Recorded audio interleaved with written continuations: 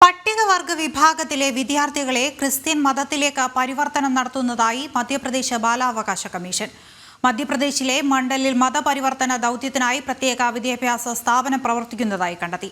വനവാസി വിഭാഗത്തിലെ 48 വിദ്യാർത്ഥികളെ ഇതിനോടകം മതപരിവർത്തനത്തിന് വിധേയമാക്കിയതായും ബാലാവകാശ കമ്മീഷൻ സ്ഥിരീകരിച്ചു. മധ്യപ്രദേശിലെ മണ്ഡല ജില്ലയിൽ ക്രിസ്തീയ മിഷണറി പ്രവർത്തനം സജീവമാണ്. വനമേഖല കൂടുതലായി ഉൾപ്പെടുന്ന ഇവിടം മതപരിവർത്തനത്തിന്റെ കേന്ദ്രം കൂടിയാണ്. മണ്ഡലയിലെ ഗുഡാസ് ഗ്രാമത്തിലെ ഒരു സ്കൂളിൽ പരിശോധനയ്ക്കെത്തിയ സംസ്ഥാന ബാലാവകാശ കമ്മീഷനാണ് മതപരിവർത്തനം സ്ഥിരീകരിച്ചത്. ഷൈൻ ഫോർ ഇന്ത്യ എന്ന പേരിൽ പ്രവർത്തിച്ച സ്കൂളിൽ അനധികൃതമായി ഹോസ്റ്റലും പ്രവർത്തിച്ചിരുന്നു. ഇവിടെ താമസിച്ച വനവാസി വിഭാഗത്തിൽപ്പെട്ട 15 പെൺകുട്ടികളും 33 ആൺകുട്ടികളും പൂർണ്ണമായും മതപരിവർത്തനത്തിന് വിധേയമായി. ഇവരെ നിർബന്ധപൂർവ്വം പരിവർത്തനത്തിന് വിധേയമാക്കുകയായിരുന്നുവെന്നും കമ്മീഷൻ കണ്ടെത്തി.